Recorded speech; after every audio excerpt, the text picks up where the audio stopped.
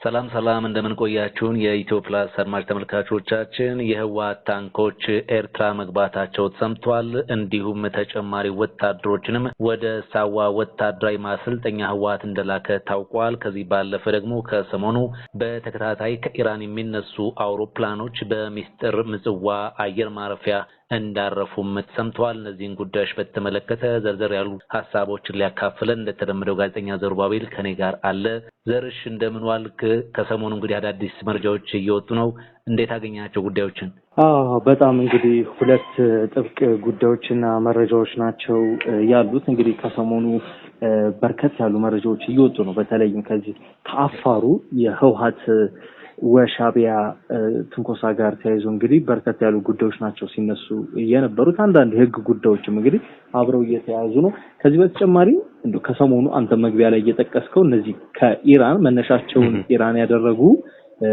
ማረፊያቸውን ደግሞ ምጽዋ ያደረጉ የጦር አውሮፕላኖች የጦር መሳሪያ ጫኑ በስፋት ምጽዋ ላይ እየተራገፉ እንደሚገኝ መረጃዎች ወጥተዋል በአንጻሩ በኢትዮጵያ በኩል ደግሞ በበርበራ ወደብ በዲፒ ወርልድ ወይም የዩኤኢ የምታስተዳድረው በርበራ ወደብ በኩል በርካታ ከባድ መሳሪያዎችን የጫኑ መኪናዎች እንግዲህ በበርበራ ወደብ አርፈው ወደ ኢትዮጵያ ሲገቡ የሚያሳይ ተንቀሳቃሽ ምስል በኤክስ ገጾች ላይ ወጥቶ ነበርና ይህን ስታይ በሁለቱ ሀገራት በኩል እንግዲህ የወታደራዊ ይሄ የጦር መሳሪያ ግዢው እንደደራ እንደተጧጧፈ እንግዲህ መመልከት ተችሏል እሱን ነገር ወደ በኋላ ዘርዘር እናደርገዋለን ምክንያቱም ሱዳንን የሚመለከታል ጅቡቲን የሚመለከታል በርካታ ሀገራትንም የሚመለከቱ ኢቭን እስራኤልን ጭምርና ፕሬዝዳንት ኢሳያስ አፈወርቂ አሁንም እየተሳሳቱ ነው የሚገኙት ትልቅ ስህተት እየሰሩ ነው የሚገኙ በቀጠናው እስራኤልን እየተጣሩ ነው እንዴት የሚለውን ነገር እንመለከተዋለን ህወሓት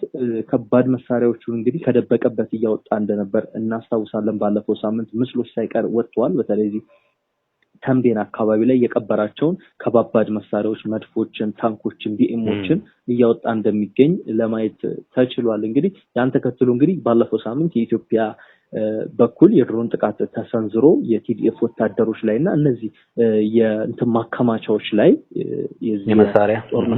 የጦር መሳሪያ ቤዞች ወይ ማከማቻዎች ላይ ትልቅ ውድመት ነው የደረሰበት ይህን ተከትሎ እንግዲህ አሁን ላይ የህወሓት ሰዎች ምንድነው ያደረጉ ያሉት በሽራሮና በባድመ በሽራሮ በኩል ወደ ኤርትራ እያሻገሯቸው ነው የሚገኙት ምክንያቱ ደግሞ አሁን ሐሳባቸው እንግዲህ ሻቢያ ሊጠቀምበት ይሁን ወይም ይሄኛው ከድሮን ጥቃት የማሸሽ ነገር ምን እንደሆነ አልታወቀም ግን አካሄዳቸውን ስታየው ጦር መሳሪያ የማሸሽ አካሄድ ይመስላል ከዚህ በተጨማሪም እንግዲህ እዚህ ተንቤን አካባቢ ላይ አሁንም የቆፈሯቸው መሳሪያዎች በማውጣት ወደዚያ ያያሸሹ ነው የሚገኙት እንግዲህ የቀበራቸው መሳሪያዎች እንዳሉ ከዚህ ቀደም በተደጋጋሚ ሲገለጽ ነበር ኢቭን ፊልድ ማርሻሉ እንኳን የቀበራችሁት መሳሪያ እንዳለ እናውቃለን የት እንደቀበራችሁትም እናውቃለን ያስረከባችሁት በዲዲአር ያስረከባችሁት አሮጌ ከባድ መሳሪያዎችን ብቻ ነው እና አሁንም እየታጠቃችሁ እየሰለጠናችሁ እንዳለ እናውቃለን ይሄ ፕሪቶሪያ መጣፍ ነው ጻለ ፕሪቶሪያ ነው አርፋችሁ ተቀመጡ የሚል መልእክትን አስተላልፈው ነበር ይሁንና ግን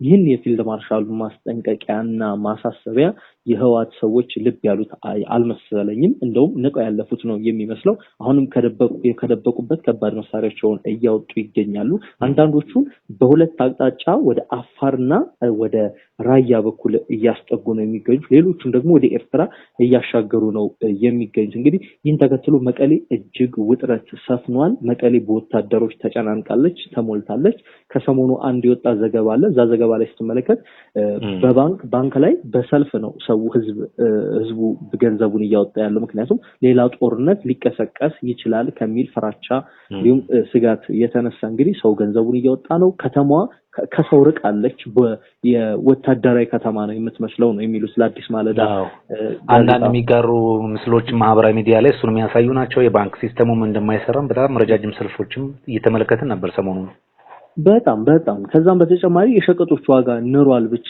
ሳይሆን ይሄ መንገዶች ተዘግተዋል አሁን ከጅቡቲ የሚገባ ምንም አይነት ወደ ትግራይ የሚገባ ነገር የለም ከዚህ በተጨማሪ ወደ አፋር የሚወስዱ መንገዶች በሙሉ ተዘግተዋል አብዛኛው ወደ ትግራይ የሚገባው እንግዲህ በአፋር በኩል ነበር። ይሄ ተዘግቷል። ይሄ እንግዲህ ምን ያህል የክልሉን ህዝብ ሊያስጨንቅና ሊያሳስብ እንደሚገባ እያየነው ነው የሚገኘው። አሁንም በህወሓት ሱት ስሌት እንግዲህ ህወሓት ዳግም ተሳስቷል። በዛም የትግራይን ህዝብ እንግዲህ እጅግ አስጨናቂ መዘዝ ውስጥ እየከተተ ነው የሚገኘው። እንግዲህ ከዚህ ጋር ተያይዞ አሁን አካሄዳቸውን አይተው ከሆነ አብረው ሻዕቢያና ህወሓት በመተባበር በመቀናጀት በመናበብ ባይን ጠቀሻ እየተግባቡ ነው ነገሮችን እየፈጸሙ ያሉት። ለዚህም በአፋር የፈጸሙት ትንኮሳና ውጊያ እንግዲህ ለዚህ በአብነት ሊነሳ የሚችል ጉዳይ ነው። በአንጻሩ ሻዕቢያ ደግሞ ራሱን እያስታጠቀና እያፈረጠመ ነው የሚገኘው። በተለይም ከሰሞኑ ባለፈው ሳምንት አንተም አይተኸው ሊሆን ይችላል እንግዲህ በአርቲፊሻል ኢንተለጀንስ ወይም በኤአይ የተቀነባበሩ ምስሎችን በማሰራጨት ዘመናዊ ድሮኖችን በሪሞት የሚንቀሳቀሱ ረጅም ርቀት እየተመለከተን ነበር። እንደዚህ አይነት ድሮኖችና ሚሳኤሎችን ታጥቂ ያለው የሚል ነገር ሲያሰራጭ ነበር በፕሮፓጋንዳ ልሳናቶቹ በኩል። ይሁንና ግን እነዛ ምስሎች ሲጣሩ በአርቲፊሻል ኢንተለጀንስ ወይም በኤአይ የተቀነባበሩ እንደሆነ ይፋ ተደርጓል ወይም ተረጋግጧል። ይሁንና ግን አሁንም የጦር መሳሪያዎችን እያስገባ ነው። በተለይም ደግሞ ከኢራን በኩል ነው አሁን እየሰማናቸው ያሉ መረጃዎች የሚጠቁሙት። ግን ከሰሞኑ ከ3 በላይ በዚህ 2 ሳምንት ውስጥ ብቻ ከ3 በላይ በረራዎች ከቴሄራን ወደ ምጽዋ ተደርገዋል። አውሮፕላኑ ሲራገፍ የሚያሳይ የሳተላይት ምስሎች እንደውም የጉዞ መረጃዎችና ማስረጃዎች ወጥቷል። እነዚህ ከኢራን ወይም ቴሄራን የተነሱት የጦር አውሮፕላኖች እንግዲህ መነሻቸው ቤላሩስ እንደሆነ አንዳንድ የመረጃ ምንጮች ይጠቁማሉ።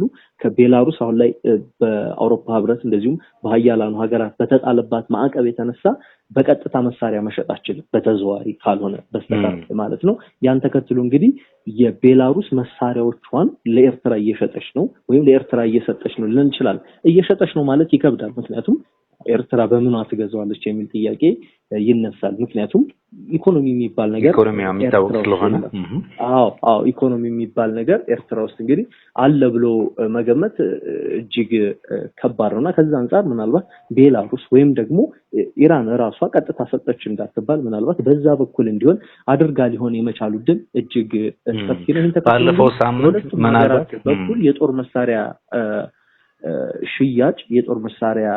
ሽያጭ እየደራ ነው የሚገኘው። ከሰሞኑ ኢትዮጵያ በዩኤኢ በኩል የጦር መሳሪያዎችን በገፍ ነው እያስገባች የምትገኘው። በተለይ እነዚህ ወታደራዊ ተሽከርካሪዎች አሉ አይደለ?